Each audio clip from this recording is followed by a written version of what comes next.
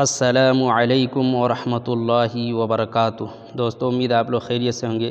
سبق نمبر 25 سمجھ میں آ گیا ہوگا۔ آئیے انشاءاللہ سبق نمبر 26 پڑھتے ہیں۔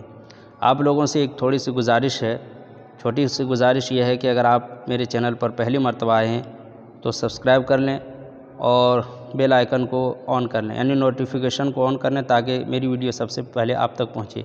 تو سبق شروع کرتے ہیں۔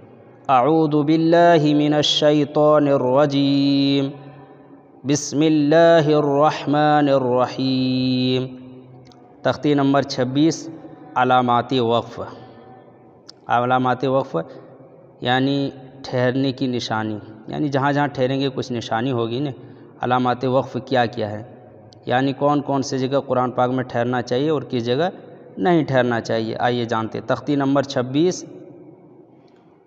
علامات وقف، یعنی قرآن پاک پڑھتے پڑھتے کس طرح کہاں ٹھہریں اور کہاں نہ ٹھہریں۔ اس کے لیے نیچے لکھی ہوئی علامات قرآن مجید میں جگہ جگہ بنی ہوتی ہے، اس کے موافق وقف کریں۔ دیکھیے ہاں، علامات نشانی، تشریح، علامات تشریح۔ آئیے پڑھتے ہیں۔ ایسے گول دائرہ، جو گول دائرہ ہے نا، ایسے گول دائرہ، تو اس کو کیا کہتے ہیں؟ ایسے گول دائرہ۔ اس علامت کو آیت کہتے ہیں۔ یہاں ٹھہرنا چاہیے، یعنی جہاں جہاں قرآن پاک میں ایسے گول دائرہ بنا ہوا رہتا ہے وہاں کیا کرنا چاہیے؟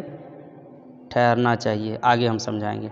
یہ دیکھیے 5 لکھا ہے، یہ مثل آیت کے یعنی گول دائرے کے حکم کے ہیں، یعنی یہ جو ہے نا اسی طرح ہے۔ یہاں بھی کیا کرنا چاہیے؟ ٹھہرنا چاہیے۔ میم، یہ وقف لازم کی علامت ہے، اس پر ٹھہرنا ضروری اہم ہے، یہاں ٹھہرنا ضروری ہے۔ تو وقف مطلق کی علامت ہے، اس پر ٹھہرنا چاہیے۔ جیم، وقف جائز کی علامت ہے، یہاں ٹھہرنا بہتر ہے۔ زا، یہاں ٹھہرنے کی اجازت دی گئی ہے۔ صاد، جہاں قرآن پاک میں یہ الفاظ لکھے ہو اس کا حکم بیان فرما رہے ہیں۔ صاد، یہاں ضرورت کے وقت ٹھہر جائے تو رخصت ہے، یعنی پیچھے سے لوٹا لینا چاہیے۔ قاف، یہاں ٹھہرنے میں کوئی حرج نہیں۔ قاف میں کاف، اس کا مطلب یہ ہے کہ پچھلی آیت میں جو علامت آ چکی ہے وہی یہاں بھی ہے۔ اب علامات تشریح۔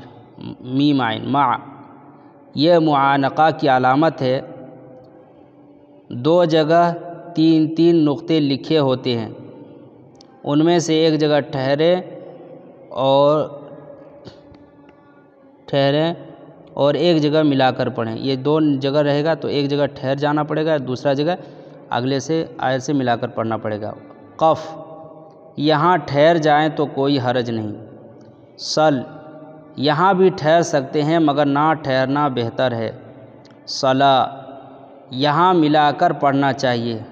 لام الف، یہ علامت کہیں آیت پر ہوتی ہے، یہاں ٹھہریں یا نہ ٹھہریں مطلب نہیں بگڑتا، اور جہاں عبارت کے درمیان لام الف ہو وہاں نہ ٹھہریں ورنہ مطلب بگڑ جائے گا۔ سمجھ گئے؟